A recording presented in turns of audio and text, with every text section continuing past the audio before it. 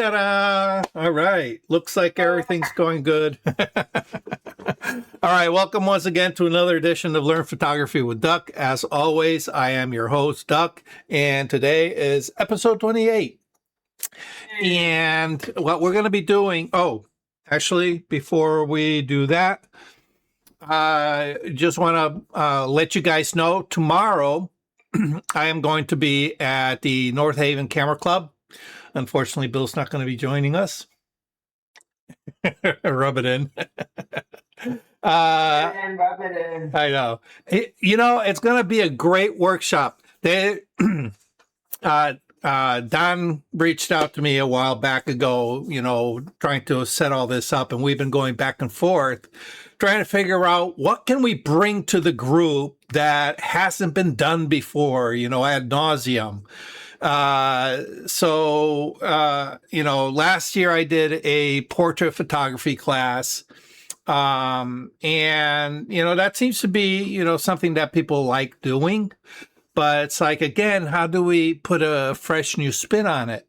So in our conversations, Don goes, what would be nice if we could have the people that are attending the workshop be able to take the whole entire workflow from beginning to end, setting up the lights, adjusting the powers, working with, their subject and the whole kit and caboodle. And I said, that sounds like a good idea, because usually when you walk into a workshop about lighting, everything's set up. And I was telling him one of the things that I hated the most when I was learning how to use flash was going to these workshops where the lighting setup is already set up and the instructor's in like, okay, well, set your camera to this, set your power to this, and go ahead and start shooting. And it's like, I walk away from that workshop and says, okay, well, I got some decent shots, but I didn't really learn anything. I learned to set my camera according to the instructor's directions. How did he get to those numbers? What were the choices? Why did he place it in the lights in a particular place? He kind of says, well, if you do this, you get this, or you do this, you get that.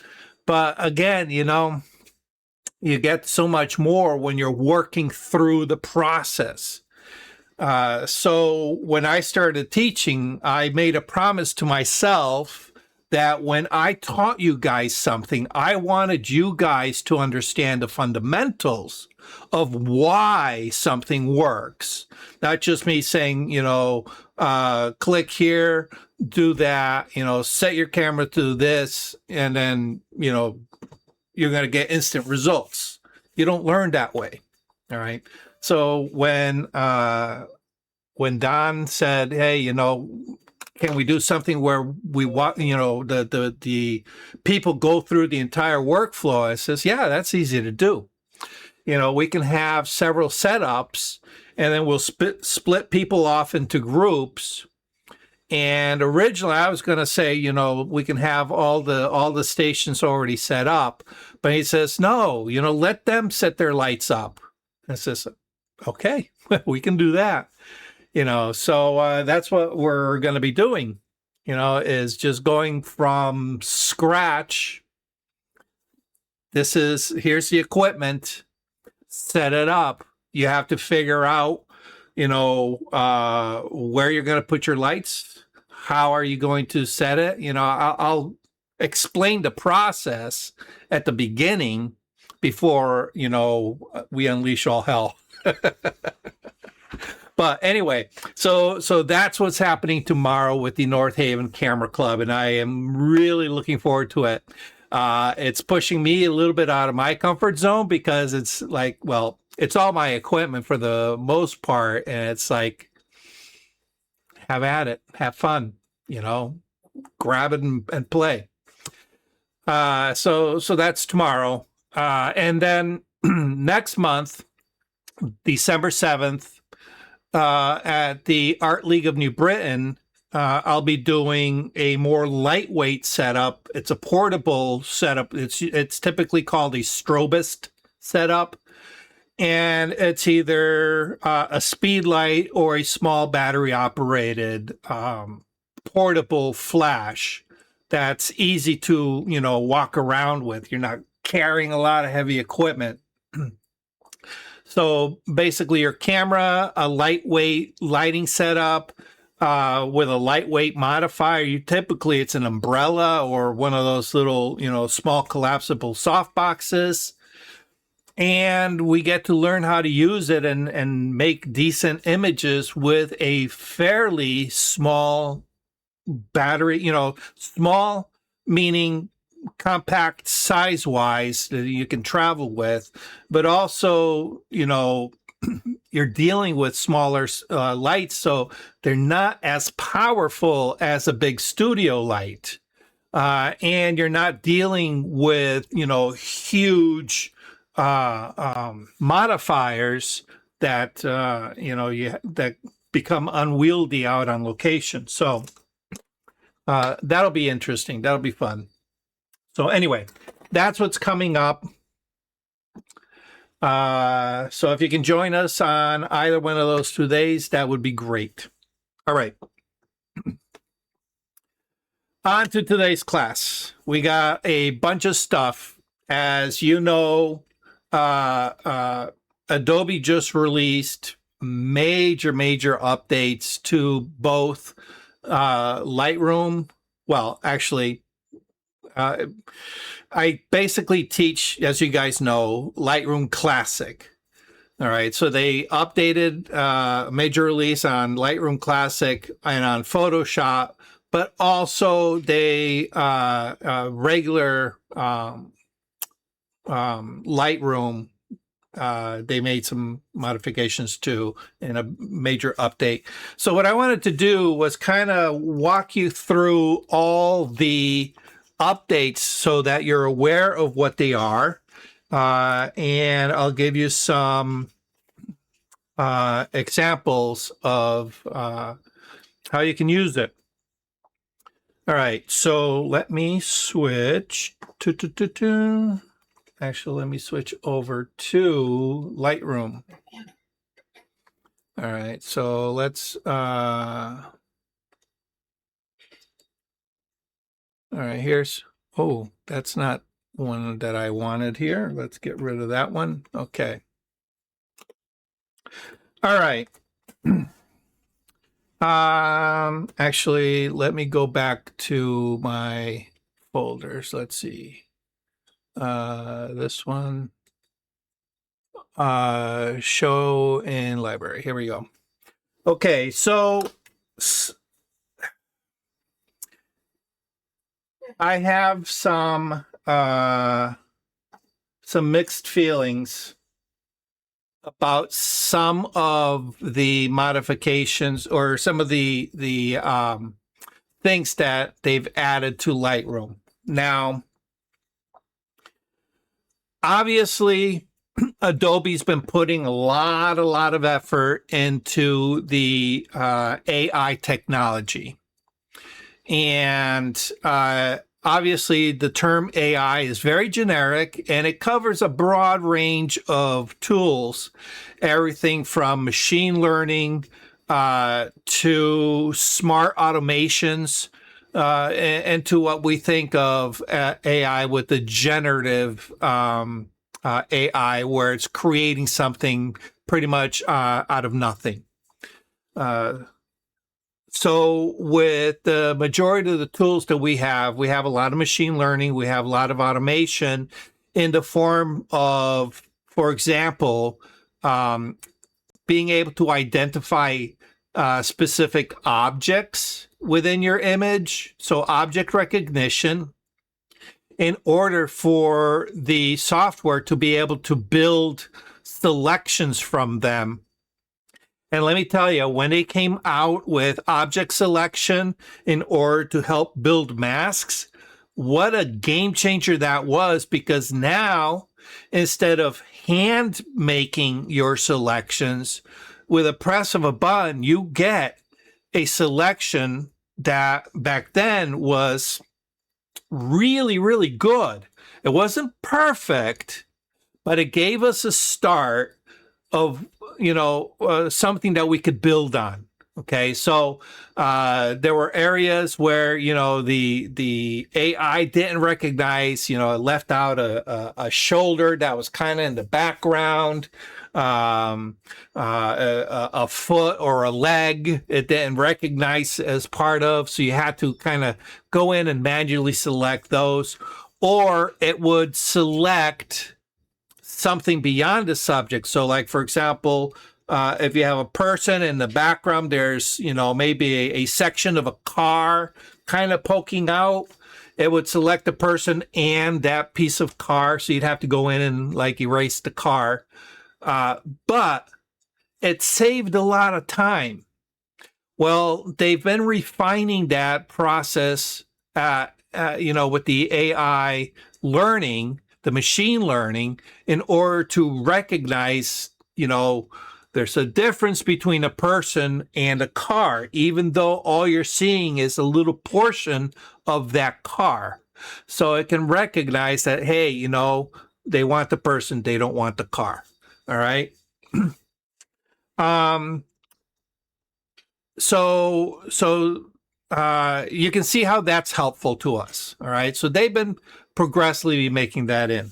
All right. But they've been sneaking in little other things along with it. Part of this machine learning of identifying objects is now being built in to help you cull your images. All right. Now, just like the selections, when they first introduced it, it was a lot of hit and miss. All right. If you remember the generative AI, they try to apply it to object removal. All right. And you try to remove something in the scene, and then instead of removing it, replace it with, a giraffe. All right. It's like, I don't know where to pull the giraffe out of. I'm trying to get rid of the dumpster, So it was really bizarre. They've, obviously made progress with that respect. But the thing is, you have to understand, to a computer, an image is nothing more than a grid of colors. All right. This one's, if we were to like pull this one up here, all right, as it's scanning across, it says, oh, blue pixel, blue pixel, blue pixel, blue pixel, blue pixel. And then it, gets down here, blue pixel, oh, gray pixel, gray pixel, gray pixel, white pixel, white pixel, white pixel. You get the gist. It doesn't know that the combination of those white pixels and light gray pixels separated from the blue pixels, we as humans recognize as a church. The computer has no clue. It just says, oh, this is just, a bunch of different points of color. Okay. So through object recognition and advanced training, it starts recognizing these patterns. All right. So this block of pixels that is, this white shape, kind of with these linear lines, has been identified as being a building. Okay. So it knows that, every time it sees these lines left and right, top and bottom, all right, it can then make a selection and select it, and it knows that that's a building. Okay. And it recognizes that it's a building because it's got a lot of linear straight edges. Okay. In comparison to a person, which has more organic curved edges. Okay. So as the AI progresses, it's making the selections easier, but it's now being able to be used for recognition of objects within a scene. Now, this is nothing new. Adobe introduced facial recognition a while back.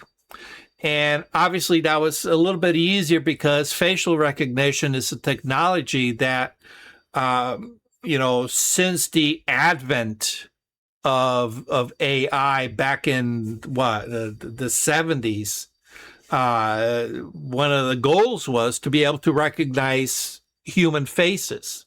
Okay. So we've always had that facial recognition. And it's gotten better and better and better, where now, we can assign a name to a face. It'll scan everything. And when it matches a face, it's going to apply that name. All right. Well, now it's gotten to the point where it can recognize animals. It can recognize buildings. It can recognize cars. All right. And we're at a point where it can look at across all your images and say, okay, these 3 images are of a church. These 3 images are of a person. Okay. So they've installed this to kind of help it make it a little bit easier when we first import our images. We can now sort through, okay, and go through all our images and let the AI do a certain amount of culling for us. Now, if you see here, oops, where's my, okay, if we see here, it does say early access, okay, early access. All right, and like anything that's an early access, there's going to be glitches, there's going to be bugs. It's not going to work 100%. We have to be patient with it. It'll only get better. All right. That said, while it is impressive understanding the technology behind it, I'm not finding it very useful yet.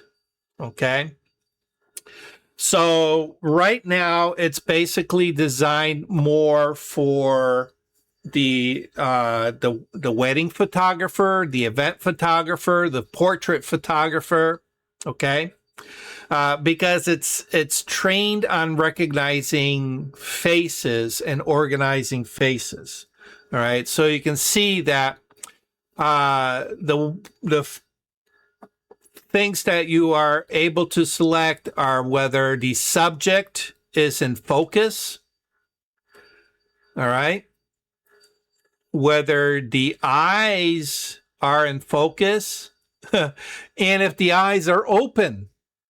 Okay. How many times have you taken, group photos and you see, you take 3-4 shots and one person has their eyes closed here, another person has their eyes closed there. Okay. So now what it can do is it can detect when somebody has their eyes closed, and it's going to flag it for you. Okay. So that can be useful.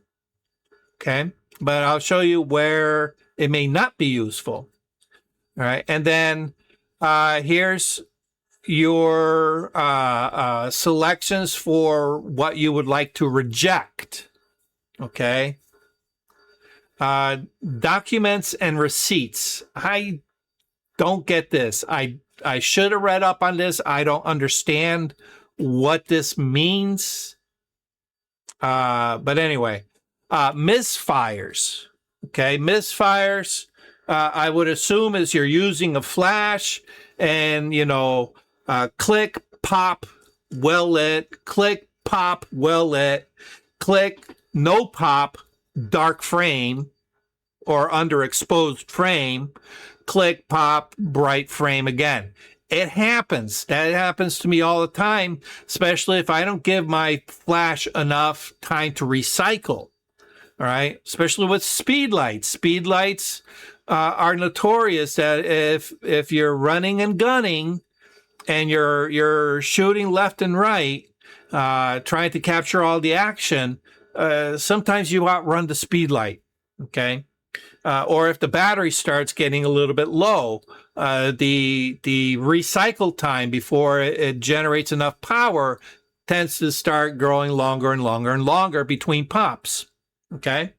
So it's nice that, you know, it says, oh, here's something that's going to automatically target all my rejects and allow me to kind of filter them out.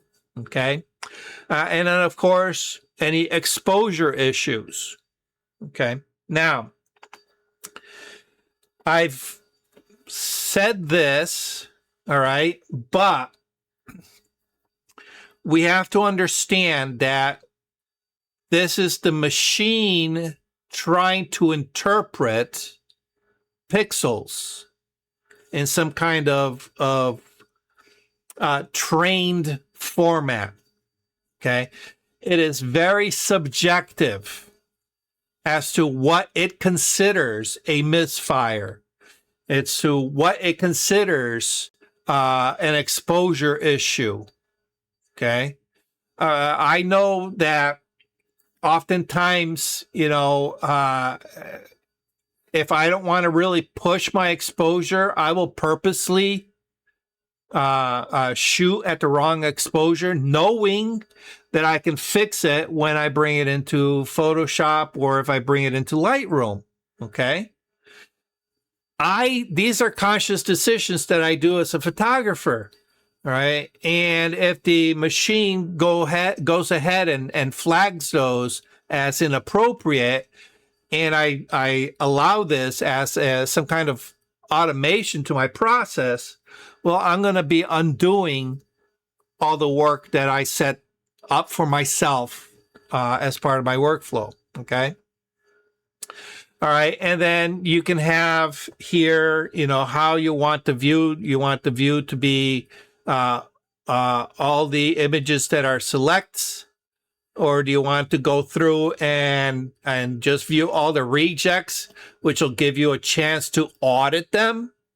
All right. And say, okay, well, this one isn't a reject. Let me, you know, go ahead and change the status. Or do you want it to show you all of them? And that's usually the default. Okay. All right. Let me show you how that works. Okay. So I have this gallery here. And you can see there are a bunch of similar shots. Okay. And pretty much, let's see, we have this little gazebo here, right? The gazebo. All right. We have the church taken from a distance. All right. We have the church taken at a close up. All right. And then we have this little lakeside bench, and then this path, and then this snow-covered lake. All right. So a mix of things. All right. So there are no faces for it to apply any kind of selections. All right. So maybe we can look for misfires. All right. So we can look for misfires. Okay. Now, once you make a selection, all right, see, I have misfires selected there. Okay, let me go here. Misfires, I have the check mark. Okay, well, you're going to notice in the upper right-hand corner of the thumbnails, all right, you have to be in library mode for this, right? You're going to see a little green check mark, all right? So if it passes the criteria, it's going to mark it as a check. If it fails the criteria, and I don't think I have anything that's going to fail that criteria. No, not with this set. It would put a little red circle with an X. Okay. All right, let's uncheck that, and let's do the exposure issues, see what it did. Okay. All right, and now, I only have a small handful of images. Imagine if you have a folder with 300 images and you want to go through all this. All right. This is where being able to change your view is worth it. All right. So in this case, I want to see, are there any rejects? Okay. So I'm going to click on the rejects button here, and you can see nothing shows up. So there are no rejects for me to check. Okay. So I'm just going to check it back to all. Okay. All right. The other thing that's available here, you can see it has stacking and organize your results. Okay. And right next to the stacking, you're going to see auto stack. And then next to the organized results, you're going to have batch actions, which is right now not selectable. All right. We need to do the first action first. So like I said, I have a range of different stuff. All right. So let's go ahead and click on the auto stack. It's going to bring up this little dialog box, and it's going to ask you, okay, do you want to stack by capture time, or do you want to stack by visual similarity? Okay. When can you use one over the other? All right. If you are a casual shooter, all right, so you can imagine, all right, let me just cancel this, right? I have this image here and this image here, these first two images, all right? We can assume, because they're the same subject, there's a slightly different exposure, all right? I don't know if you can see that the exposure of the first one is slightly duller than the second one. Let me go ahead and make that up, okay? But we can assume that these were taken back to back, all right? And we can assume that it took me a while to walk to a new location before I took that next frame. Makes sense, right? So we can't say, okay, if we group them by when they were taken, it's going to look at that time and it's going to make a determination. Okay, well, these two were taken, close together. These other was taken close together, but there's a difference in time between that first set and the second set. So, I'm thinking the computer's going to say, these two images are one set. These three images are a second set. All right, so let's give it a shot. Let's see what happens. Okay. Oh, I'm sorry. We also have stack by visual similarity.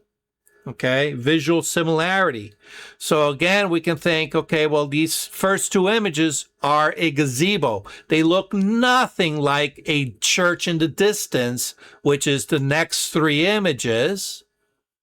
And those three images look nothing like a close-up of a church, which is that sixth image. All right.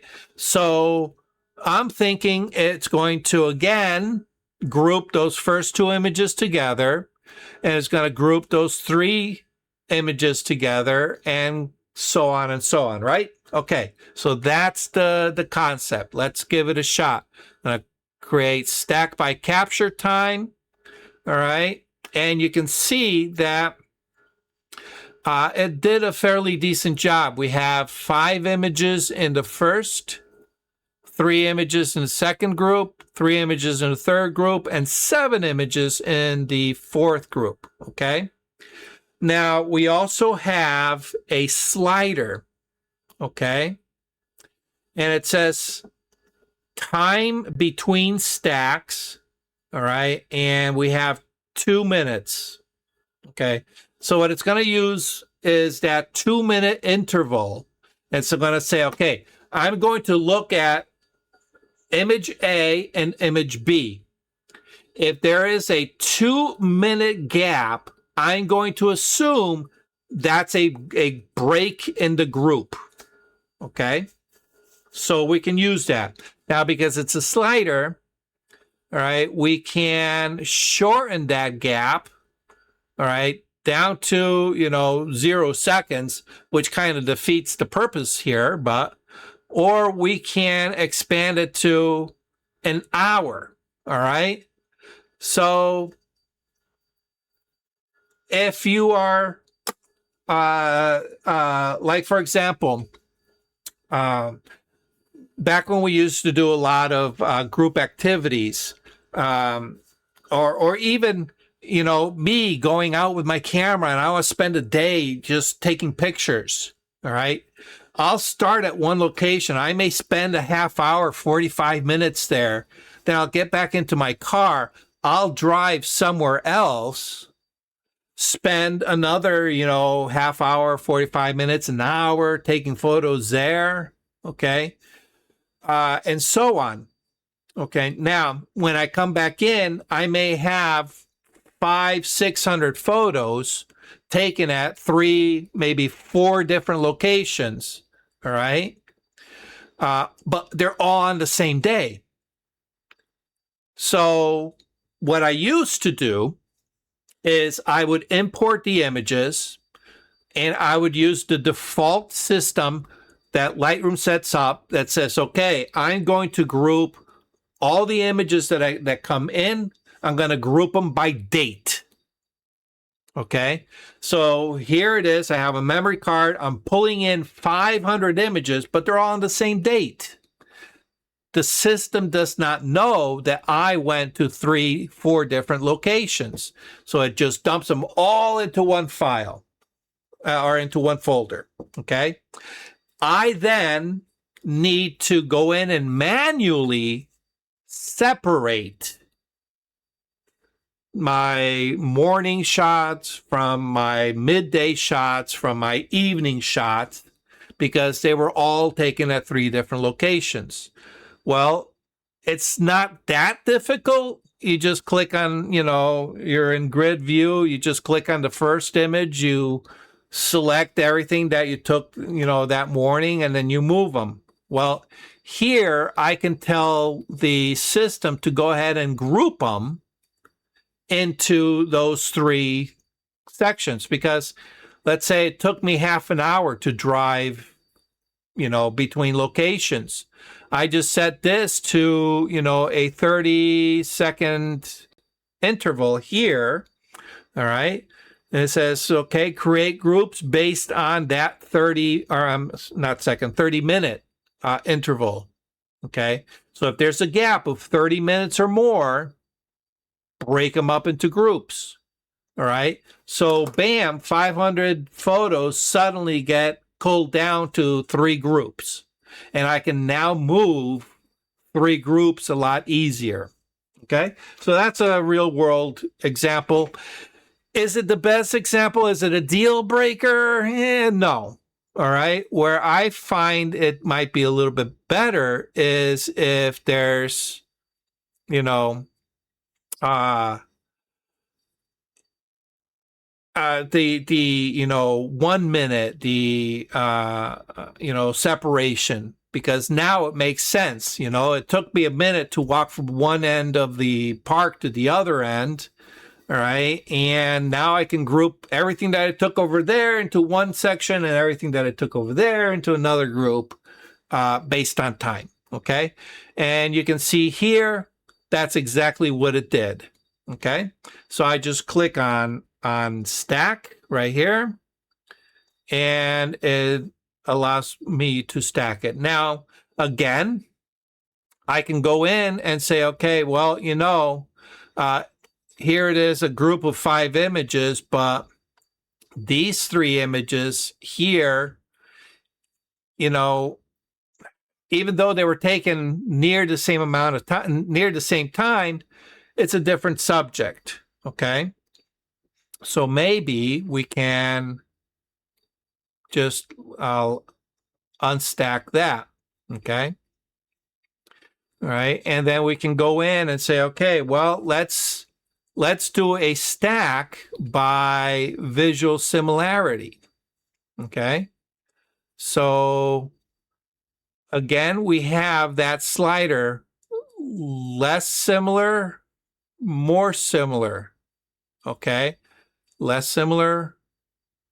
Okay. Stack based on similarity. So you can see here, all right, more of the wide panoramics. All right.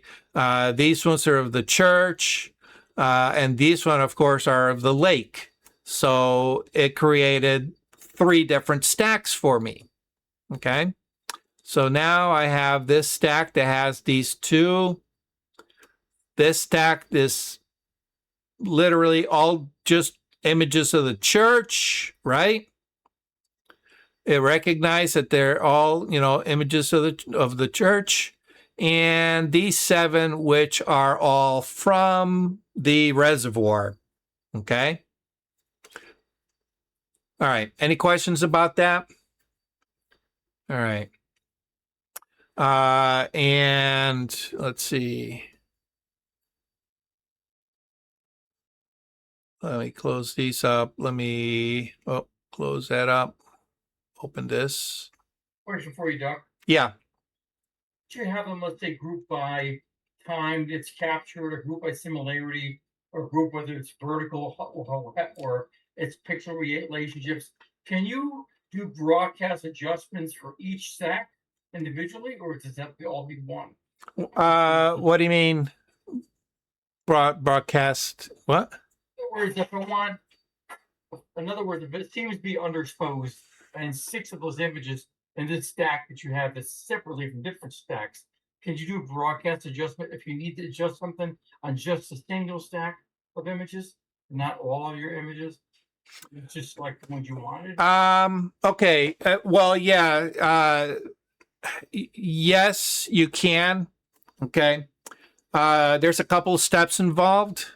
All right. And you just got to understand that. So the short answer, yes.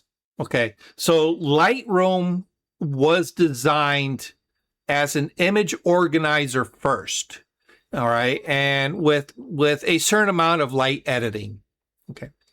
And because we're able to see an entire gallery of images in one shot, they said, okay, we can select multiple images and do the same exact edit across all those images. Okay. But what we need to do first is we need to make a selection of what images we want to edit. All right. Now, up to this point, it's been that responsibility has been on. I can talk. That responsibility has been on us as the artist to say, all right, to make the determination. These are the images that I need to tweak this way. All right. But I also have these other images that need this other type of tweaking. Okay. So we need to be behind the wheel driving the car. All right. We can't, while automation is nice, all right, we have to be careful about it. We have to audit whatever automation is done for us and say, okay, well, it came close, but not quite close enough. All right. So in this case, we can select by certain aspects. Okay. As a matter of fact, here, let me go to where'd I put it? Oh, here we go. All right.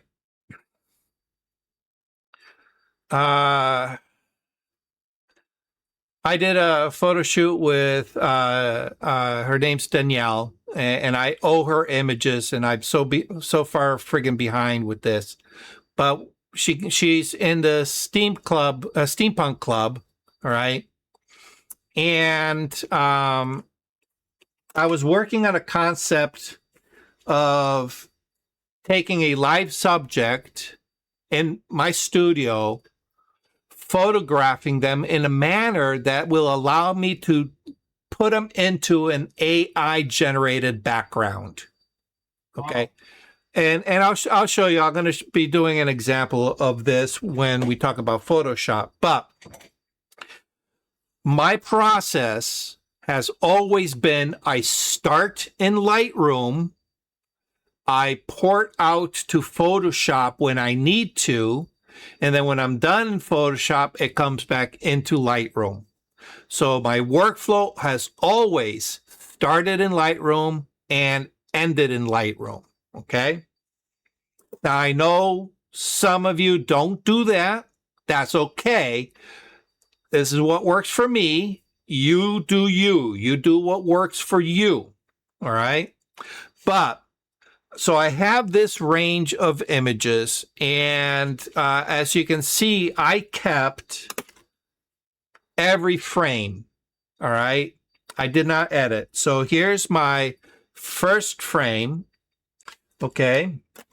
And what's wrong with this frame?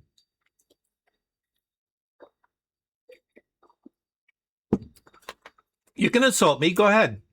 What's wrong with the frame? I would say it's crop correctly, it's underexposed. It's grossly underexposed. All right. But you know what? This is a prime example of how the camera lies to you. All right. The camera thought this was a perfect exposure because it thought the light was the subject. And if you look, it's properly exposed for that light. Remember, in your studio, you kill those lights down, then expose to the subject. Exactly. Remember that, Doc? Yep. And here it is. This is exactly what I am doing. I am starting with a blank canvas. All right. It just so happens that my first light, I was working to create a little bit of edge separation on that front edge. Okay. So the first few shots, I'm just kind of playing with the power of that edge light. Okay. And that's my background light. That's not my key light. All right. It's not until I start. All right. I see. I kind of push the light a little bit more to the side. Okay. And then my next frame, this is where I start introducing my key light. My key light is on camera left. All right. All right. And I'm just playing around with what works. Okay. So now we're getting into an exposure that now works for me. All right. I'm trying to find that nice balance of shadow tonality in relation to my main light. Okay.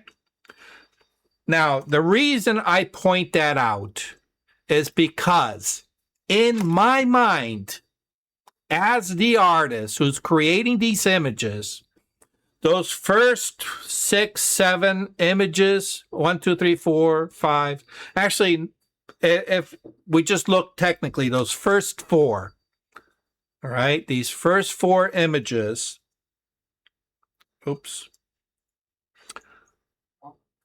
All right, those first 4 images are grossly underexposed. All right, because what were we looking for? We are looking for the subject. All right, it's the subject that matters, not the light. All right, so let me back this up. All right, so we can see. All right, so what I'm going to do is with my assisted culling here, all right, my assisted culling, I'm going to look for subjects that are in focus. Okay, and now what I want you to notice, as soon as I make that selection, right? As soon as I make that selection, in every corner, there's going to be either a check or an X. Let's see if I have any X's. Hopefully no X's. All right. Yeah, no X's, no X's. Everything seems to be in focus. I'm proud of myself. One of the benefits of being in a studio. All right. Okay, so I'm going to keep it, selected, but you'll notice that we have a slider. Okay, that goes from soft to sharp. Okay, why? Because again, focus may be an artistic choice on your part, right? You can do a soft focus portrait where things get intentionally knocked slightly out of focus in order to soften things up, okay? So you can, let's see, if I bring that up, all right, if I bring that up to 100%, now all of a sudden you can see I'm getting these X's. All right. This one is a check. This one's an X. This is an X. Okay. Now we can do a forensic analysis and see, but I'm not going to go that nuts into it. Okay. Subject focus, again, subjective. All right. So I'm going to turn it off. And maybe instead of subject focus, I want to make sure that the eyes are in focus, because that is more critical. Because I can have a portrait shot wide open at 2.8. And what is that going to do with parts of our subject? It's going to cause blur. All right. So I want to make sure that the eyes are in focus. If the eyes are in focus at 2.8, guess what's going to happen? The ears are going to be out of focus. The background is going to be way out of focus. All right. Maybe parts of the outfit are going to be out of focus. All right, so I don't want the AI looking at that background, looking at the ear, looking at clothing, seeing that it's out of focus and say, oh, we got to reject that one, because that was not my initial intent. Okay, makes sense? This is where you have to be careful about what you hand over to automation. And again, you have that slider. You can tell it, what degree of blurriness is acceptable to you. Okay. The eyes open. The eyes open. This is another check. You can say, okay, I want to make sure that I'm only selecting photos where the person's eyes are open. And you can see now it came up with 2 additional checks. Reject photos without people's eyes, okay? Or reject all, I can't tell, all right? So, for example, if somebody's wearing sunglasses, there are no eyes for it to detect. So, why you would want to reject those photos is beyond me. I don't know, but it's a selection, all right? Or if you can't tell, that's a selection, okay? Now, here's the problem, okay?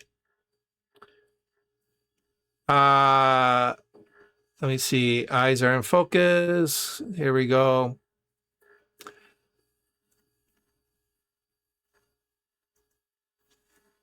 Wrong one. Wrong here. Here we go. Okay. During one portion of her set, I asked her to daydream and put herself, like she's a whimsical attitude. She's daydreaming, all right? So her reaction was to close her eyes, okay? Is that a rejectable image? No, because I asked my subject to do this, all right? So this is where that auto AI selection would fail for me, okay? It would reject this even though this is the image that I want to use, all right? Makes sense? So you have to be very careful about what you can handle, you hand over to AI. Now, why am I warning you? All right, because it's common sense. Well, you know, if I can see all of them, I really don't need to, you know, check this. All right. But the thing is, Lightroom is designed to be able to automate a lot of processes on ingest. Okay. You can automate a lot of process in the develop module. Okay. So you can create presets. All right. And if your preset is set up to reject images like this, even when you don't want them to, it runs into a problem. And now you have to go back, undo everything that the automation did.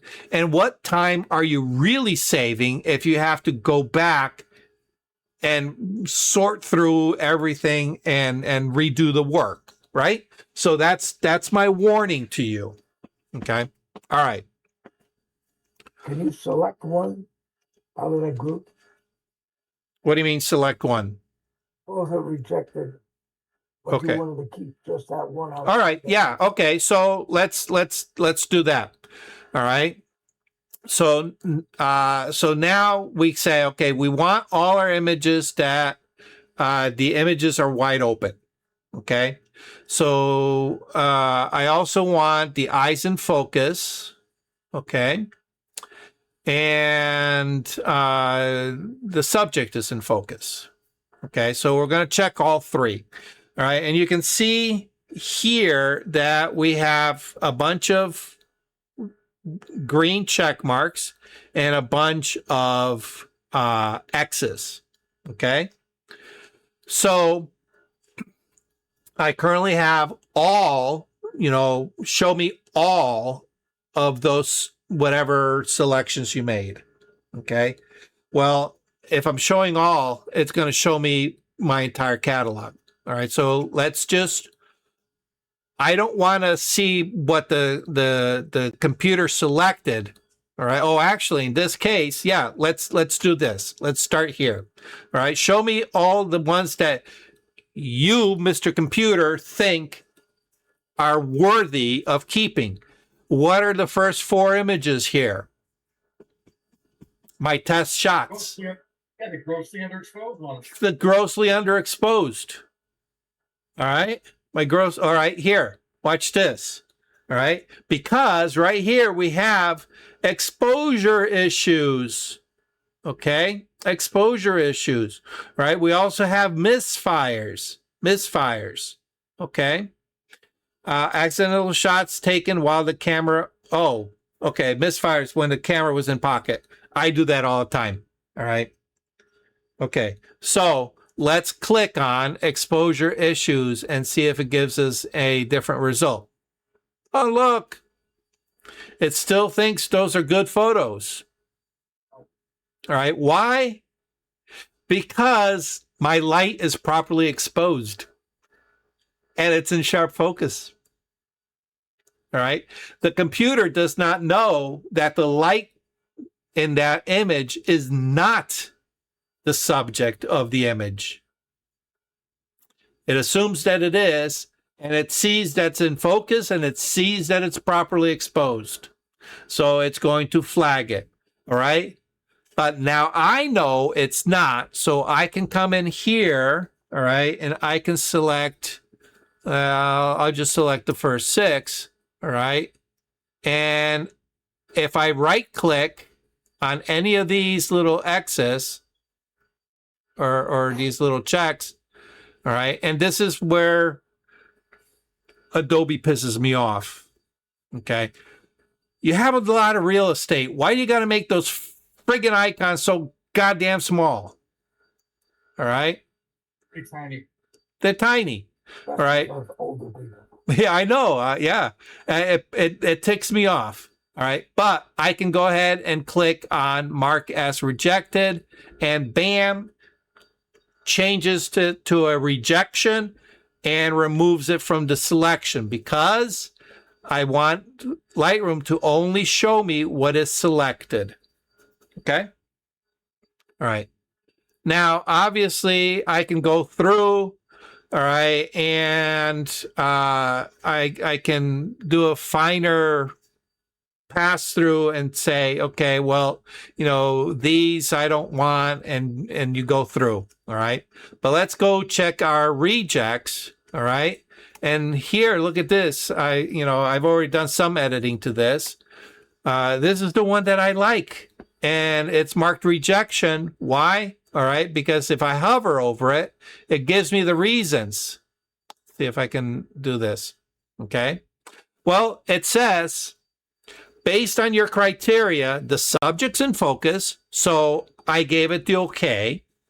The eyes were in focus, I gave it the okay. But you also said you wanted to see the eyes were open. These are not. So for that reason, I did not. Okay?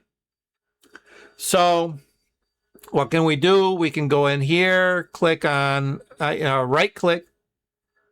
Get my mouse here, get right click and mark as selected, and it takes it out. Okay. Oh, here is this one here. It rejected it because the exposure seems to be underexposed. So that one, it flagged properly. Okay. All right. Any questions about that? All right. So now we're surveying all this. We have our batch actions. Okay. So now that we have this selection of rejects, what do we want to do with it? Okay. Me personally, I usually will separate them and throw it into a separate folder. Okay. But in this case here, you can say, okay, anything that is selected, we're going to apply a flag. All right. Or you can say, I'm going to give it a rating, or I'm going to change it to a color label. All right. Or I want to add it to a collection. All right. And then the rejected, all right, are basically the same thing. The only difference is it gives you the ability to remove photos. I'm not a fan of this. Not a fan of this at all. Okay? Not a fan. It is too easy to make a mistake and remove a photo that later on you say, oh, I should have kept that one. All right? I'm not a fan.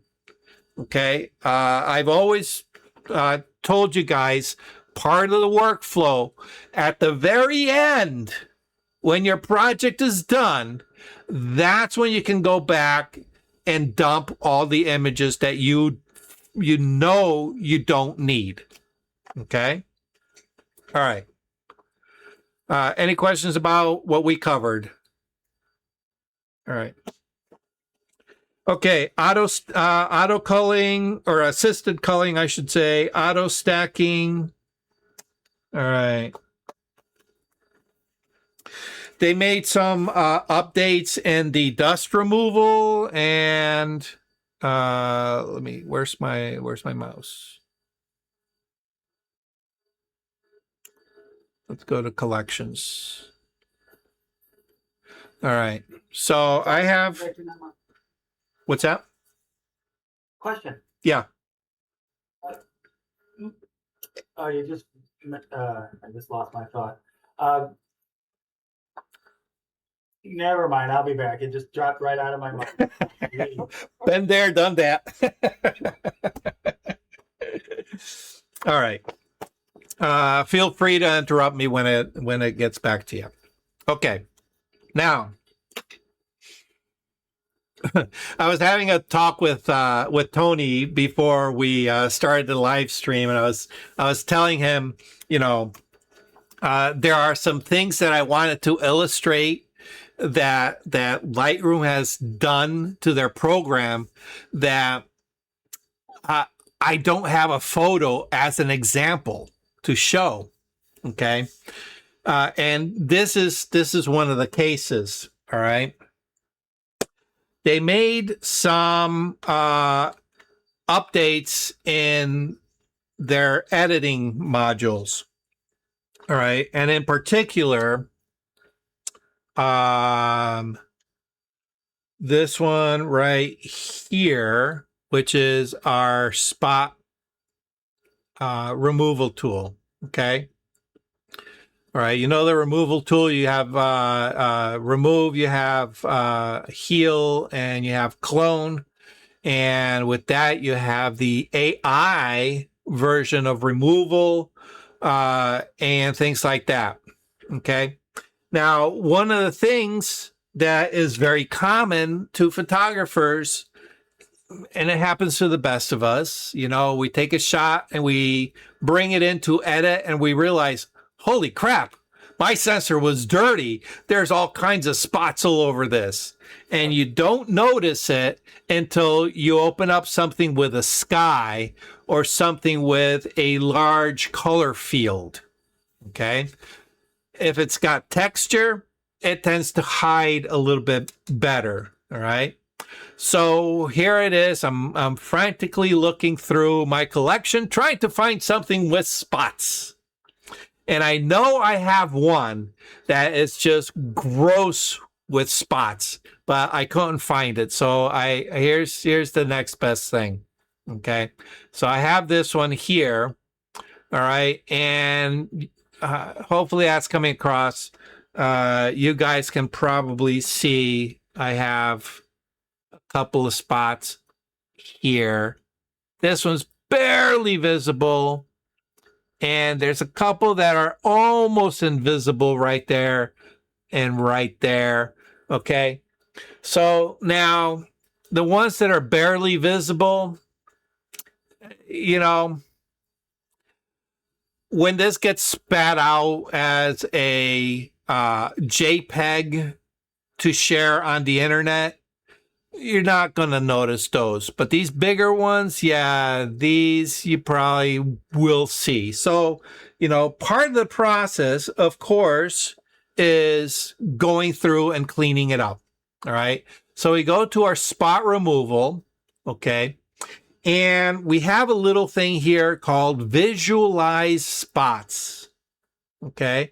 And if we click on that, what it does is it just gives us this high contrast black and white. All right. And there's a slider here. All right. That, you know, if we really crank it up, some of these spots that were invisible previously now become a little bit more visible. Okay. But the nice thing is we can see those really obvious dust spots. Okay. And up to now, it's been a tedious chore. We get our brush, we make it a little larger than the size of what we need to remove, and we just click and click and click and click and click and click. And if you have a really dirty, whoa, let's get rid of that one. And if we have a very dirty sensor, all right, like you can see here, I got a whole crap load of them. It could take me some time to get rid of all those spots, right? Well, they've added this, they added the distraction removal tool a while back, okay, with people, but now they've included dust, okay? They've included dust, all right? And of course, they have the same visualized spots with the same slider. This is the same slider that is here, all right? You can see that as I move one, it moves the other one, okay? All right. But the nice thing is, okay, I can now just click on this little button, this little check that says apply. And it's going to go through, and there you go. Those are all my automatically done spot removal. Okay. As with anything else, again, It's not 100% perfect, okay? But it does a really, really good job, and it's going to be a time saver. We can be a little bit more, ADHD, and we can say, okay, well, it missed that one. I'll get that one. But in the true sense of the word, can you see those? I really can't see those very, very, very, very light ones because the contrast of that spot to its background is so similar, all right, that the spot is barely visible. It's not until you apply some kind of machine enhancement that you get to see it, all right? So the nice thing is we can say, you know what? Good enough for government work. As I scan through, I'm not seeing any blatant spots, okay? And it does the job for me. Okay. So that one tends to work really, really good. Okay. He's worked that on a couple of scans of some old photographs. Yep. Absolutely. Remember I was talking to you about spot removal and Yep. that would help me. I didn't have that at the time, so. Yeah. Well, That's my question too, Doug. So, because what I was doing when I was working on old photographs, I had taken it into Photoshop because Lightroom's spot removal was hurting. yes. But in the Yes. same respect, I can see where, it would, but I noticed when I was doing it in Photoshop, you get them all done and then you go away for coffee and you come back and you see all the ones that weren't there. Yeah. Your eye gets readjusted, and yes, absolutely. But yeah, and again, you just gotta find the tool that works best. And at the time, I'm in full agreement. At the time, I used to port out to Photoshop to take care of my spot removal because it was so much easier to do it in Photoshop than it was in Lightroom. Now,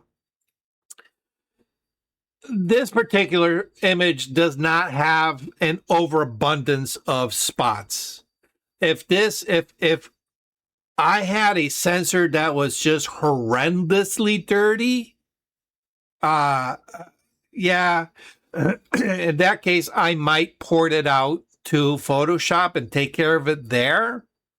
All right. Or I may do a combination where I would start here, get a good chunk of it done, port it out, finish it there, because I can be a little bit more surgical with Photoshop than with Lightroom, and then just, port it back in. Okay. It all depends on what is the intent of your image. What's the end result? What are you going to use it for? Okay. If it's going to be reduced and sent to, Facebook, you know what? Do it in Lightroom, get it done quickly, and you're done. Nobody's ever going to see all those other ones that are just barely visible. However, if you're going to sell large prints at $1,000 a print, you better make sure that print is clean, So you're going to take your time. You're going to put out a quality product, all right? So again, what is the intent, all right? The other thing we have is with the distractions is we have people distractions, which I think I showed you in a previous image. And here's the one that I couldn't quite find an example for, is the reflections. Okay, reflections. This is where you're trying to take a picture through a pane of glass, and the reflection on the glass prevents you from looking through.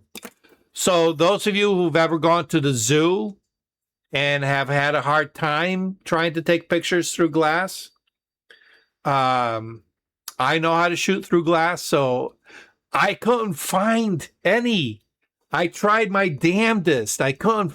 I'm so used to finding workarounds that I don't have anything in my collection. I would have to actually purposely go out and screw up an image to show you an example. And I didn't get it the opportunity. So anyway, but that is something that is available to you. And you apply it just like any other, and it's going to have that that slider, okay, that will allow you to say, okay, I want some reflection, I want less reflection. Okay, again, you are the artist, you tell the software what to do. All right. So all right, they in the masking, in the masks, they have made again what I started to talk with in regards to the machine learning and the object recognition. As it gets better, the included tools get better and better. All right. Now, one of the things that they added, a while back, we've already had it for a couple years now, is the select sky. All right. Select object and select people. All right. And then they eventually added select landscape. Okay. Select landscape. And then with the landscape, just like with the people, you can select eyes, you can select skin, you can select, clothing. With the landscape, you can do the same thing. All right, here it is. It's detecting stuff here. Give it a second. Oh, this is really taking... Probably should have selected a different landscape, I guess. Come on.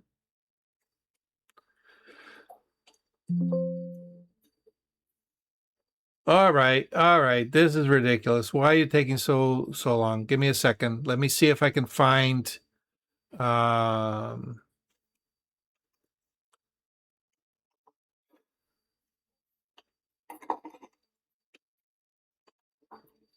library, folders. Let's see. Classroom. Let's try classroom. Oh, here we go. We'll do this. No, here we'll do this one. Okay. All right. Select landscape. Okay. All right. Going through. All right. Now, as you understand, these AI masking tools, it uses the cloud to do the heavy lifting. All right. It's not internal. All right. So, oh, come on. What is going on?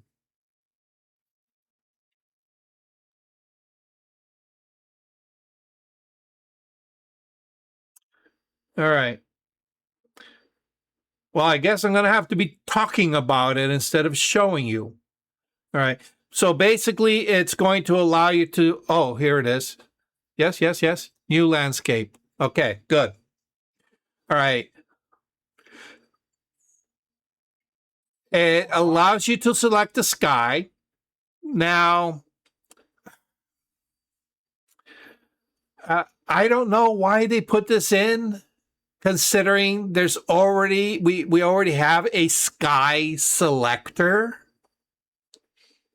It's kind of redundant, but hey, They said, hey, we're gonna, within this landscape mask, we're gonna allow you to select the sky.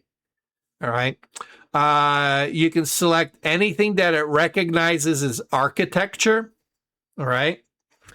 And now you have to understand that, again, we're dealing with AI learning, object recognition.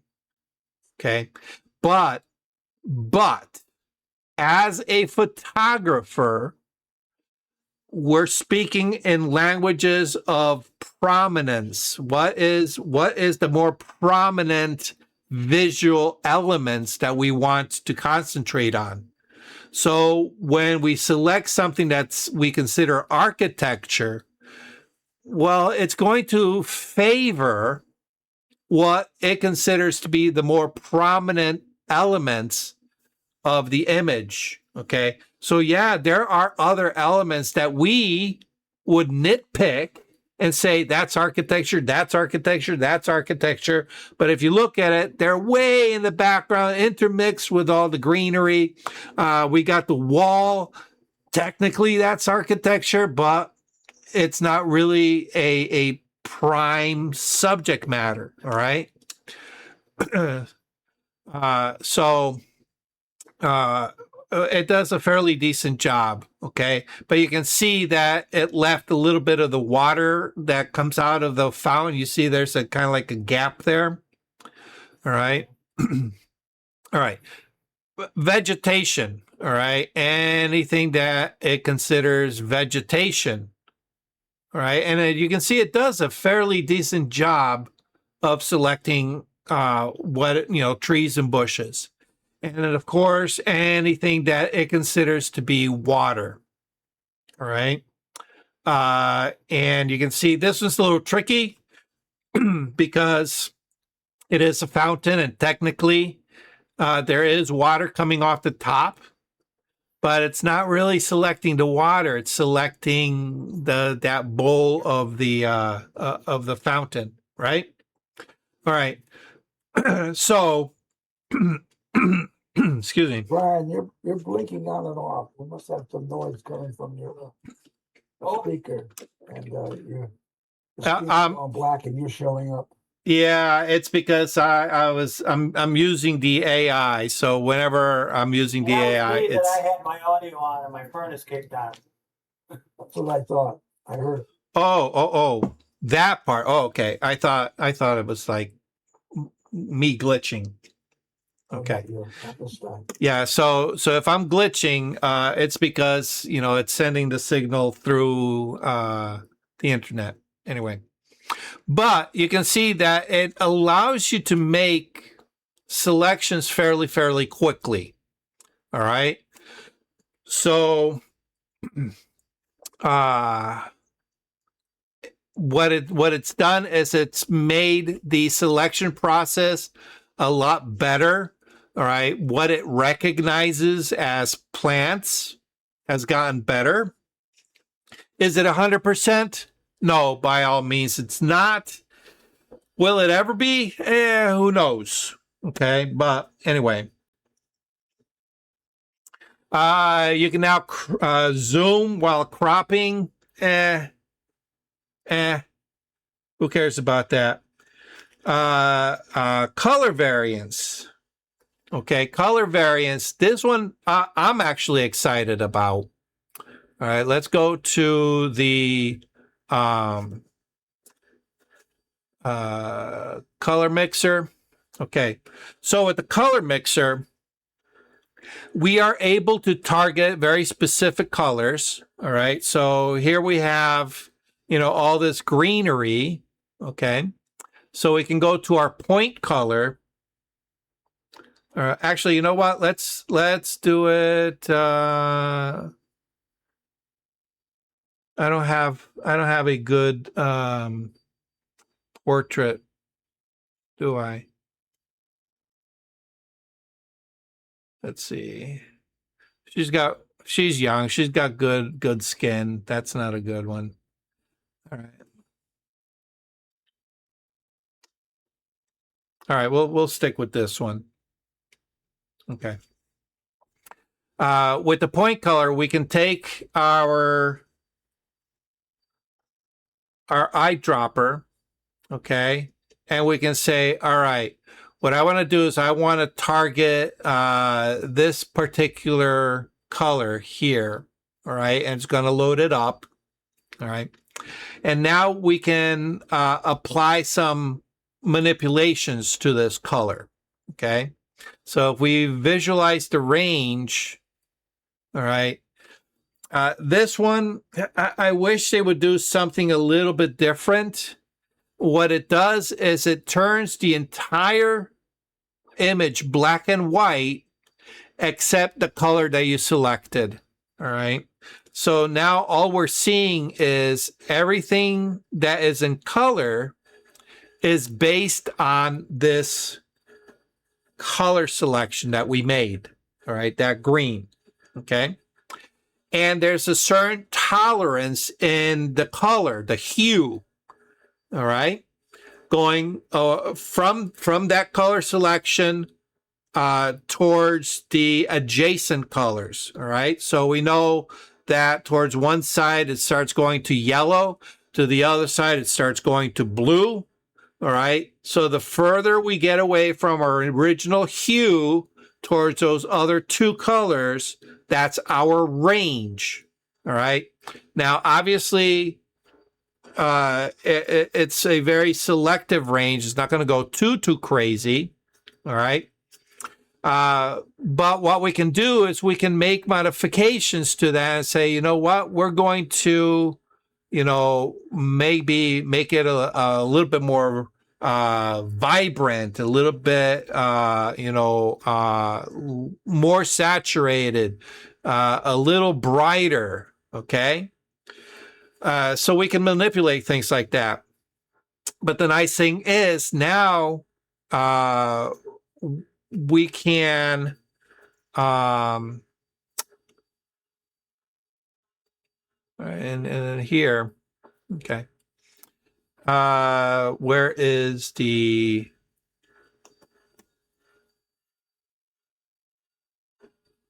we can fine tune the variance, okay? This one here, variance, all right? So this is a new slider that was added, okay? The variance allows us to say, okay, well, we have this hue here that we're going to manipulate, but we also have these hues that are kind of sort of similar, all right? They belong in the same family, but they're not quite that color.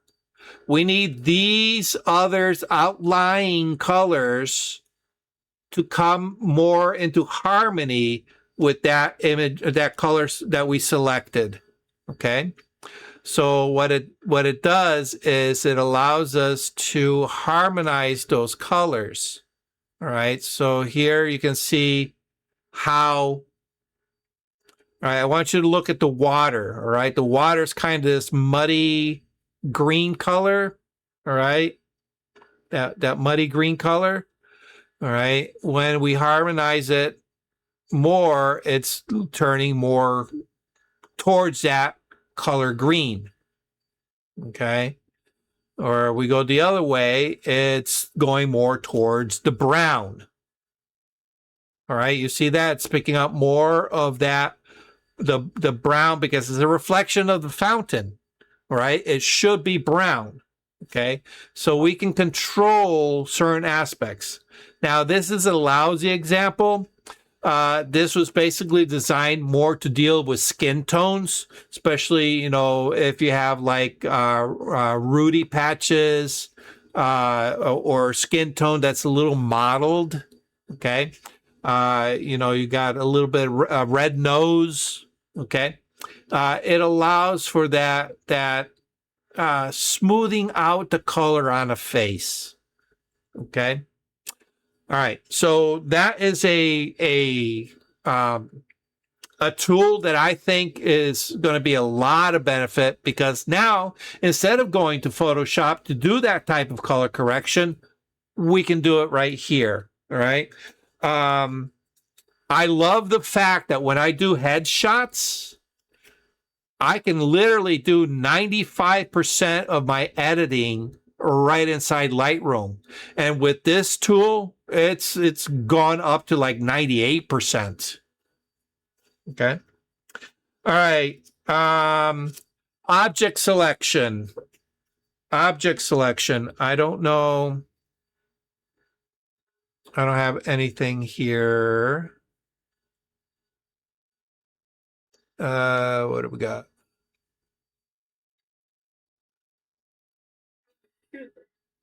Okay. Okay, let's see if it'll do this one. Okay. Object selection. Now, obviously, we need oh yeah, here, this is my mask. All right, let's get rid of that mask. Okay. Objects. Okay. If we hover over it, let's see. Here, what I'm gonna do is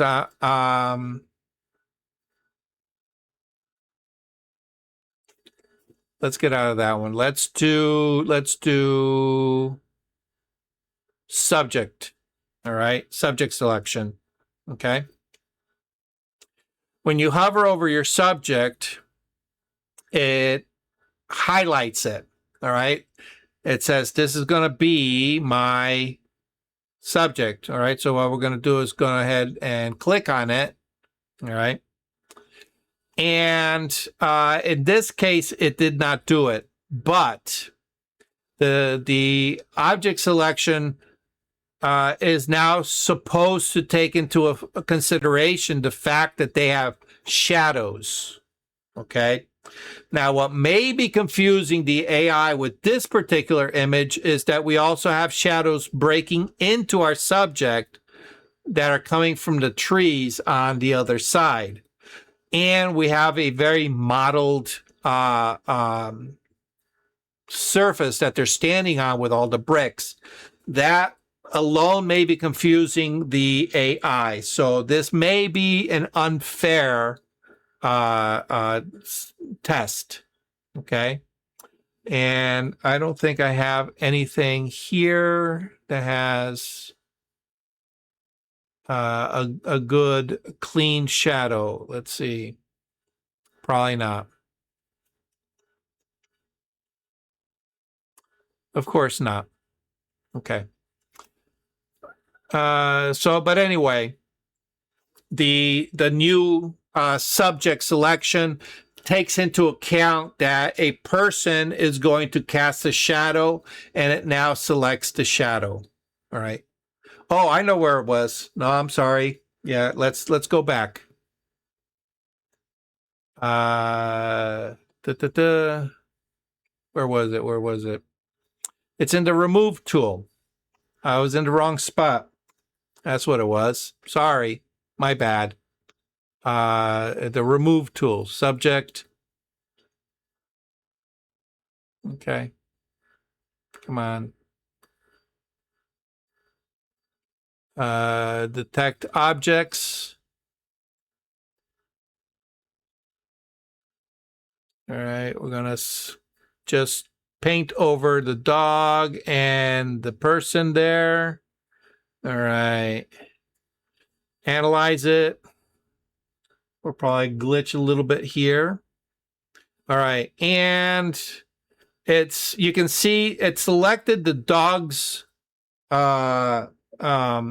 shadow, but not quite all of the man's shadow. All right. But we can come in and kind of add to it. Okay.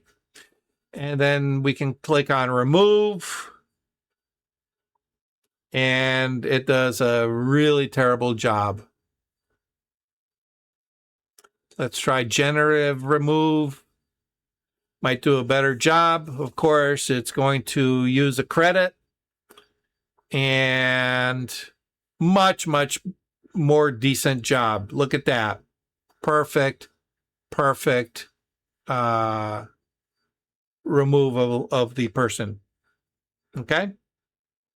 So it now recognizes shadows. Okay. It improved HDR editing. Nothing to really write about. Okay. They did some, here, let me switch over here. They did some performance enhancements. They always doing that. They've added 4K video support. This one, again, I have my issues. Lightroom is not a video editor. It's an image editor. Who cares about video? There are tools for that. Stop trying to make this, you know, a one-stop for everything. All right? I agree. I do a lot of video and there's no way I would use white. No. The tools for video are lousy in Lightroom.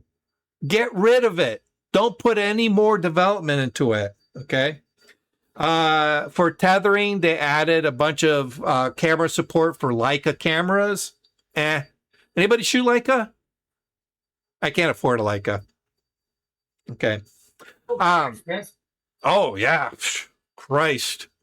Buy a new car with the cost of a Leica. All right. And the search filters. All right. So you can search here in the text. You can search here by attributes. They've added a bunch, including, you know, search by stacks. Okay. Obviously, they added the assisted culling. All right. And the assisted culling automatically creates stacks. So they added a function. Oh, here. Sorry. Let's switch it over. They added a function where you can sort by whether something is stacked or unstacked. Okay. And a few other things, liked files and anything that has a comment filter, you know, so more ways to find your files as your library gets bigger. Okay. Which is a good thing, obviously. After all, it is a image management software. Adobe Camera Raw sidecar support. All right, so one of the problems with anybody do sidecars with your files? Yes? Okay. So those of you who don't know what sidecar means is, all right, anytime you make an edit to an image, it doesn't physically edit your image. What it does is it takes a little recipe card, all right, writes down all the instructions for all the edits that you want done to that image, all right, and puts it in with your image file within the library, within, you know, the Lightroom library, okay? That way, when you pull up an image in Lightroom, it knows, all right, here's your image, here are the instructions, it knows what to do. The problem is, if you take that raw file and you share it with somebody, all right, you send that image, you know, Dropbox, email, whatever, and they open it up in Lightroom, they're just going to get the raw image. They're not going to see any of the edits that you made. Okay? So how do we handle that? Well, at the very beginning, you would have to export that as its own catalog, send that, which you can see it becomes a problem. They open up that catalog and then they have access to all your edits. All right, so they said, all right, we're going to create a little portable file format, all right, which is XMP. XMP format has been around for a long time with web designers and things like that. It's basically just the recipe card. Okay. So now you can send the raw file and the recipe card without having to send the entire catalog or a portion of your catalog. All right. So you just have the parts. Okay. So it's literally you're taking the ingredient and or the main ingredient and the recipe, and you moving it from one kitchen to another kitchen. Okay. That kitchen over there has all the same spices that you do. So here it is. You just give them the main course ingredient, which is your image, and the recipe card. And in their kitchen, they say, okay, well, this is what he did. All right. Now the problem is that as we've gotten more and more advanced with what Lightroom can do, especially with the AI stuff, those XMP files have started becoming a little bit more bloated, all right, with unnecessary stuff. So what they did is they said, all right, we're going to, remove some stuff out of the XMP, that really isn't needed. We're going to keep it with the library, and they just shuffled stuff around. So now your XMP files aren't going to get as large. Okay. All right. They also added export to Photoshop as 32-bit. 32-bit. Okay. I'm sorry. 32-bit HDR. Okay. 32-bit HDR format.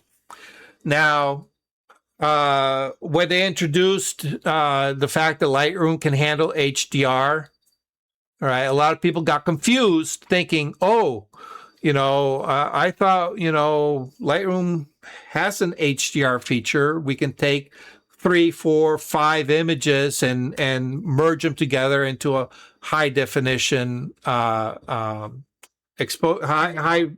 dynamic range file. I was going to ask you if you maybe do a class on high dynamic range image. Yeah. Oh, yeah. We could. Yeah, absolutely. All right.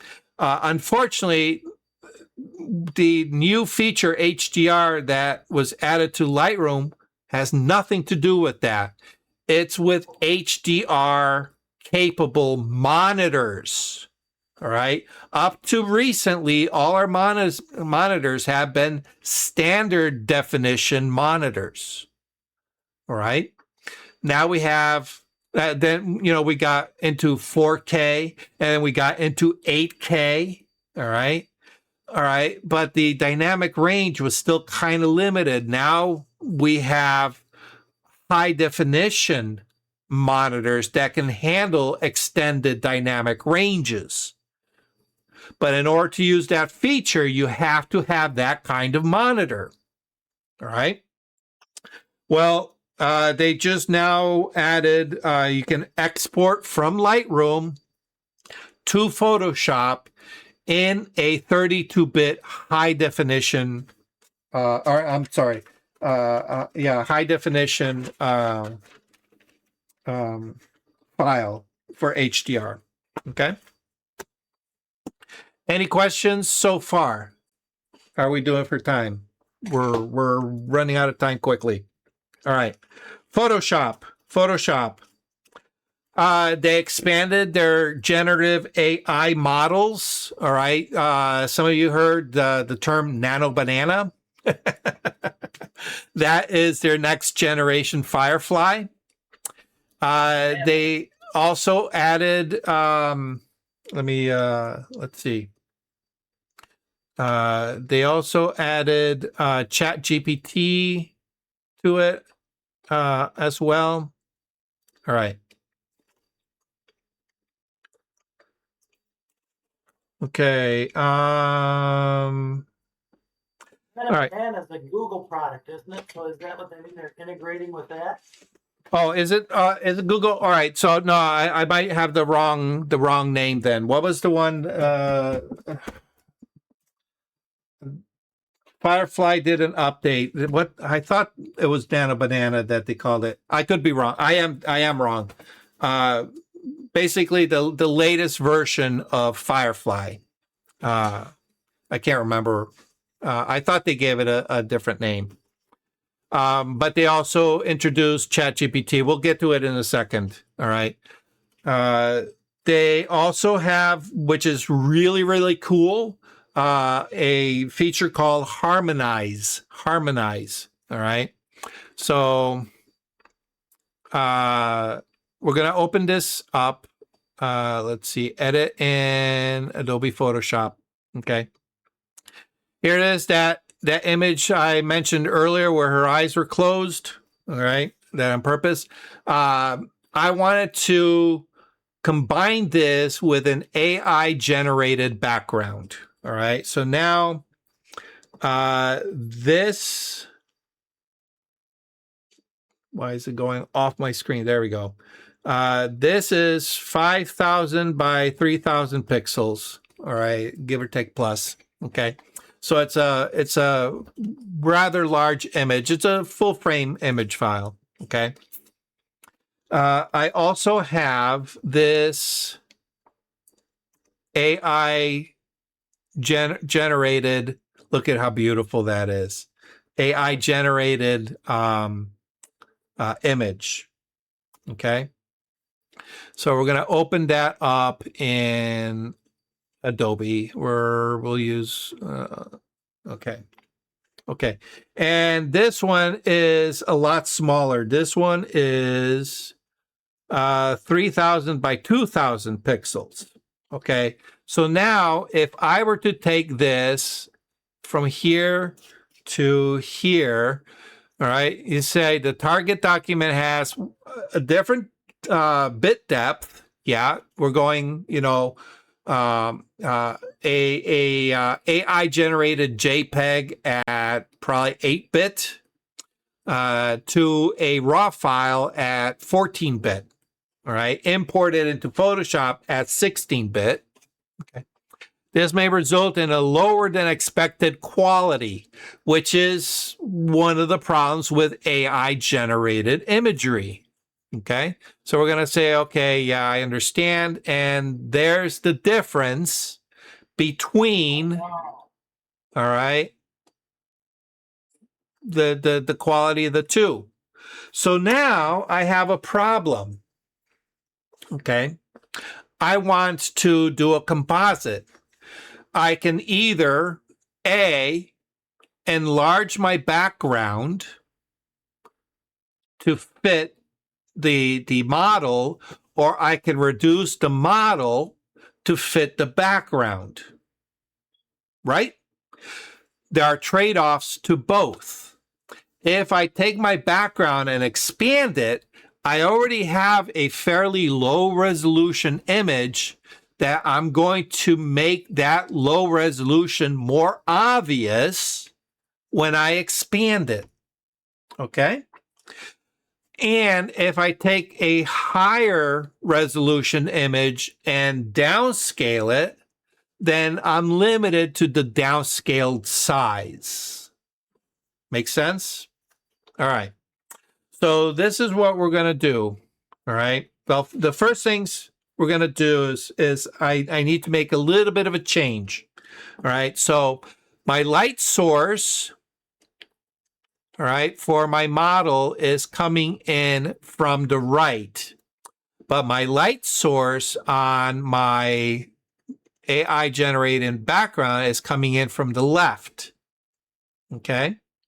I don't want to flip her because I don't want her to be a mirror image because that's going to be obvious. Okay. However, I can flip the library, the AI image, and nobody's going to know the difference. Okay, so that's what we're going to do. All right, let's just get rid of that. Go back to the source. I'm going to go ahead, image, flip canvas horizontally. So now this matches my model, but we need to fix the resolution issue. Well, Photoshop just gave us something called generative upscale. Some of you are already familiar with this. And of course, the guys that use it are not here. The two Allens. Alan Trafney uses Topaz all the time. And look at that. We have Photoshop is already starting to implement some Topaz tools. Topaz Gigapixel, and Topaz Bloom. All right. And we also have the Firefly Upscaler. Okay. I didn't do any tests, but I did listen to some people. And of course, Topaz kind of leads the way. Firefly does a really, really good job, but Topaz is definitely the leader, right? And you have the ability to have face recovery. All right. So in this case, there's no faces here, but face recovery just kind of keeps some of the detail that you find in the face without softening it. All right. And then we have the ability to go 2 times bigger or 4 times bigger. So double it or quadruple it. Okay. Depending on the size of your source. Yeah. I was using denoise a couple times, and then I got a message that says, "Hey, something like you got to buy it or something." Really? Yeah. I saw something, and it's like, okay. Oh, I'll have to check that. I did not hear anything I about don't know that. what was going on with that. And see, I had denoise anyways, and I got rid of it when I In Photoshop? Photoshop. I had denoise anyways, and I got rid of Topaz denoise when I noticed it was on Photoshop. It's like, oh, I don't need this old version. Oh, And okay. it was a version I bought outright a long time ago. And, Okay. You might want to check because third-party denoises do have modules that integrate with Photoshop. You have access to them right inside Photoshop. You may not have been accessing a Photoshop product. You actually may have been accessing a third-party product. But what happened is I got rid of the third-party version. I had it where I could go in and go under filters and Oh. third party, but I deleted it, and then it was just sort of weird. I'll play with it again, see what happens. Yeah, but check on that. Make sure that the plugin got deleted as well as the main program. I think something happened. I may have to go into, what do you call that when you press F3? I forget. The plugin manager. All right, because they may be two separate things. You may be able to delete the original program without deleting the plugin. Okay. All right, so just check that. Okay. Thank you. All right, so here we have our original size is 3000 by 2000. Okay. And you can see here it's giving us the output dimension of 6000 by 4000. All right. So that's all we need. All right. 6000 is well. I'm sorry. The image of our model is 5000 on the long edge. That fits well within the confines of the new dimension. So we're good to go. Okay. So we go ahead and hit upscale. All right. It's going to take a few minutes. Complementary generations are used. Oh, this is a paid upgrade. Okay. Damn. Oh, that's right, because it's Topaz. That's where they get you. That's where they get you. All right, here we go. I was playing around with the free version, and then you saw it live right here, folks. This is where they get you. Okay. All right. So, all right, that's not going to work. Let's try edit. Or where is it? Image, generative, upscale. Let's do Firefly. That should be that should not be a paid, yeah, that's not. That's part of Photoshop. Okay. Well, guess what I'm not going to be using? I've never paid for Topaz before. I'm not going to start now. Not that I don't like Topazes. I just don't like additional bills. I'm cheap that way. I own what I bought outright, so I'm reinstalling it back, using it as a plugin. Okay. All right. So here we go. Now we see our new dimensions, 6,000 by 4,000. All right. So we're good. Let's scale it down. All right. So now we'll take, so what it's done is created a new file, right? Here's our original, created a new file. All right, and then we have our subject, which we're just going to click and drag to the tab with our new one. Shift, drop it, say, okay, I understand. There we go. All right. While we have our taskbar, I'm going to go ahead and say remove background, because what I want to do is I want to create a composite between the two. Okay. So now I have my subject with this nice little mask here. Okay. Did a really, really good job masking her out. All right. And then I can say, well, I'm going to, place her right about here. Okay. But if we look, the light that is coming through the windows and bathing our AI-generated library is very warm compared to a more neutral light that I was using in the studio. Okay, now, I could have warmed it up in the studio, all right, but I wasn't sure which background I was going to be using, because I have a whole selection of them. So rather than, putzing around with trying to match colors to a variety of backgrounds, I kept her as neutral as I could, because I know that in post, I could go ahead and make my changes. All right. So traditionally, if I wanted to make her match the background, I would need to play around with the color. All right. So there's a couple of ways. We went over color grading, a month ago, right? Where we create a solid color adjustment layer, right?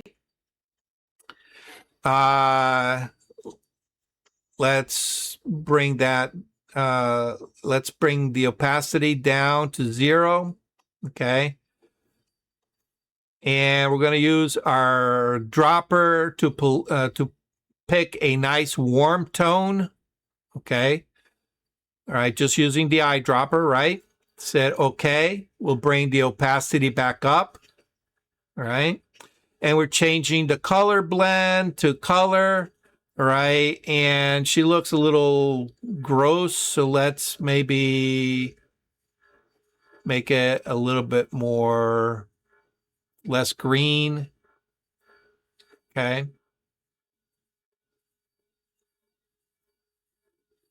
Skippy song. Yeah. So right now it's being applied to the entire image. We're going to clip it to just her, and we're going to right click, and we're going to protect our dark tones. All right. We're just going to keep it to her, the lighter tones. All right. And just like that, we have a fairly decent composite. Okay. Oops. Didn't mean to add a photo filter there. All right. And then we can tweak it and play around with colors and things like that. But now we don't need to do that. Okay. What we can do is, if we look on our taskbar, all right, we have this new button here called Harmonize. harmonize. Okay, so we just click on that. It's going to generate 3 different views, just like it's a generative process. Okay. And it's going to give us 3 different variations of what she would look like had she been in that physical space with that light coming through the windows. All right, almost done. And wow, look at that. It even adjusted some of the shadows for us. All right, everybody see it. Let me bring this down. All right, before, after. Okay, so that's version 1. Version 2, that looks a little hot. Version 3, right? I don't know. I kind of like version 1. Version 3, I like version 3 a little bit better. Okay, so yeah, question? First one looks a little bit muddy. The first one does look a little muddy, yeah. Okay, but it's a start. Again, with anything else, we can add additional adjustments. All right, but I agree. The first one looks a little muddy. The third one looks a lot better. I'm going to go ahead and select that one. All right, and let's go ahead and put this back in here. Okay. And you can see what it did is it generated an entire image. All right, so I'm going to hide all those. All right, and you can see that it's just showing her. But if we look, there's a mask there. And the mask looks like our selection mask that we made earlier, right? If we get rid of that mask, there's our entire image. But our image has been literally copied. All right. And our modified model has been baked into it. Okay. And there's very little difference between the two. I can see some difference here. Okay. So this is a nice quick way of getting 2 separate images to blend together and look like they were all in the same spot. Okay. And I wish Alan was here because I'm sure he would go gaga over this because he shoots a lot of steampunk people. All right. All right.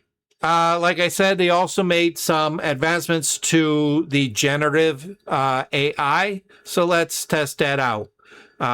She's holding a book that I happen to have on my shelf, but it's not really a steampunky book. So let's see if we can change it. Okay. Generative fill. Well, let's see. Steam punk book cover. Oh no, here we go. Change cover of book to something with a steampunk control and steampunk aesthetic. And let's bring what happened to our it shifted our image for some reason. We'll bring it back here. There we go. Look at that. That looks pretty cool. Version 1, version 2. Ooh, that's pretty cool. And version 3. Oh, I kind of like version 2. 1, 2, 3. Your steampunk has a lot of cogwheels. Yes, it does. Cogwheels and steam valves and pistons. Yeah, steampunk is a really cool look. It is. It's definitely a very cool aesthetic. All right.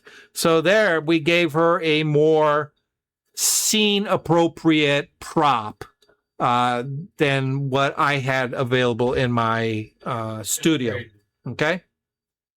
So you can see that it kept her hand. All right. If we turn that off, almost, made her fingers curl around the edge of that book, colored her fingernail, but that's okay. I'm okay with that. All right. But if you didn't know what the original looked like, you would never, ever, ever be able to tell. Okay. All right. The other thing that we see that is new in Photoshop is right down here in our adjustments here. Actually, let me pull this out. Okay. We now have a new color, let's see, color and vibrance adjustment layer. Okay. And it's about time they friggin' added this. Let me go ahead and click on that. I'm going to go ahead and redock this. All right. These sliders here should look very familiar to you. All right, because these are available in Lightroom. They are available in Adobe Camera Raw, but they weren't really available in Photoshop, and one of the things was for white balance, it's easy in Lightroom, it's easy in Adobe Camera Raw because you can move that blue-yellow slider, you can cool things off, you can warm things up. All right. You can use the tint, the green and the magenta to kind of correct for color casts. All right. But there was really nothing available in Photoshop like that. There were similar tools, but not quite as effective as these. Right. And of course, we have vibrance and saturation. We have saturation. All right. And we had vibrance, but now they're all in one. Okay. They're all in one. Okay. So we can warm up our image. Okay. If we wanted to, we can add some vibrance. Okay. So, you guys know what the difference is between vibrance and saturation? The color scale was the saturation would bring up like the warmer stuff, and vibrance would bring up the cooler stuff. No, not quite. So, what is saturation? Saturation is the intensity of a color. The intensity of a color. The more intense, the more saturated. The less saturated, the more kind of washed out and pastel-y it looks. Okay. So within an image, we have a range of hues. Everything from very, very, very light hues to very intense saturated colors. Okay. If we take that saturation slider and move it up, what it does is it takes 100% of those pixels and it boosts the saturation. Okay. And if something is already fairly heavily saturated, it's going to push the saturation even higher. And it's just going to look gross and oversaturated. Okay. But it makes the lower end colors, the ones that were not that saturated, look amazing. Right. So there was a trade-off. All right. Well, vibrance kind of handles that problem. Vibrance says, okay, everything, I'm going to modify everything below this vibrance level. All right. And everything above this vibrance level, I'm not really going to touch because they're already pretty vibrant. All right. So anything that is already vibrant within an image, I'm not going to take it. I'm not going to touch it. But if it's not that vibrant, I'm going to boost it up. All right. That's the difference. Everybody understand that? Okay. All right. So now we have the ability to control this right within Photoshop. We don't have to go to Adobe Camera Raw. We don't have to do it in Lightroom. Although, you know me, I do this in Lightroom. Okay. And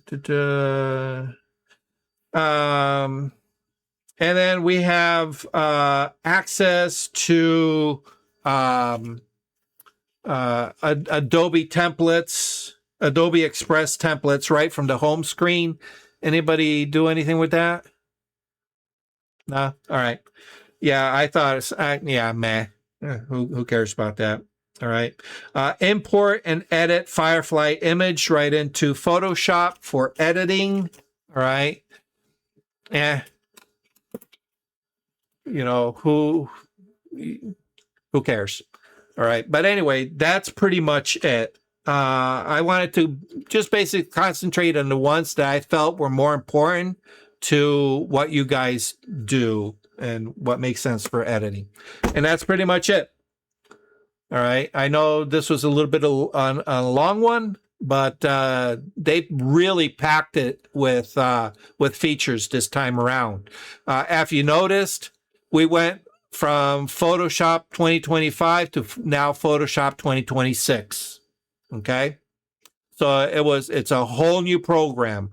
If you haven't done the update, when you do the update, make sure you have it so that it boots out the old program. You don't want to have two programs sitting on your system. Right. This year, it gives you the option to do that. Last year, it didn't. I had to go back. And Yeah. rid of the 2024. All right. Any questions before we wrap it up? The way you've added that book cover, it's just such a cool thing. Yeah. You know, it's funny because I've joked around with the fact that I shoot janitorial supplies, right? One of the products they gave me were mop buckets. Okay, yeah. Mop buckets. And you got to understand, these are brand new, straight off the shelf. I am the first one to unpack them. Okay. But when I bring them back, I have to repackage them in the original package so that they can put it back on the shelf. Okay. They wanted the mop buckets, in some cases, showing a mop inside the bucket with water, soapy water. Guess what I can't do? I can't put dirty, soapy water into these buckets because one, that's going to eat a lot of time, a lot of effort, and it's going to, you know, now I got to empty it and clean it out in order to repackage it to send it back. Bullshit. I'm not doing all that. Fortunately, with generative AI, I can make a little selection and I can say, give me soapy water. Okay. Yeah. And for the most part, it did a really, really good job. All right. But every once in a while, it would give me really vibrant blue water with no soap bubbles. Okay. Or it would give me this really, really brown, just suds. All right. That didn't look like a mop bucket full of soapy water. So there was a lot of, you know, trial and error and going back and forth and you know, masking and things like that. With the new AI upgrades, oh my God, it's so much easier, you know, and that's how I use generative AI. You know, I'm not generating any new products. I'm just enhancing what they already have, you know, and I'm perfectly okay with that. So, all right, guys. So tomorrow, North Haven Camera Club. If you can make it, you need to sign up with the North Haven Camera Club, right, Bill? Just show up. Just show up. Oh, just show up. Okay. Just show up. Yeah. All right. Hey, Bill, I won't be there. We do allow guests to come. Okay. Now, is there a fee for? We also like it if you join too. Yeah, of course. Let me tell you, North Haven Camera Club, they got it going on, man. They're one of the best in the area. Is there a fee for guests? $40. It's $40 a year, and that covers the cost of the rental of the hall Mm-hmm. and other things that we have going on, Oh, perfect. and bringing in guest speakers. Yeah. A couple of other things. So it's definitely well worth the price of membership, you know. So, Yes. all right. Anyway, no need to stretch this out any further. Maybe we'll do something with HDR next Monday, if be you great. guys are okay. Thank you, Yep. Doc. Nice seeing you guys. All right, guys, be safe, and we'll talk to you guys later. You will, Doc. Stay safe. Bye. Thank you for watching Learning Photography with Duck. Brought to you in association with Milford Photo, your local full-service camera store. Located in downtown Milford, Connecticut, Milford Photo offers you a personalized shopping experience. From the latest camera gear to printing and framing services. And, of course, educational workshops to teach you the finer aspects of photography. Don't forget to tell them Duck sent you.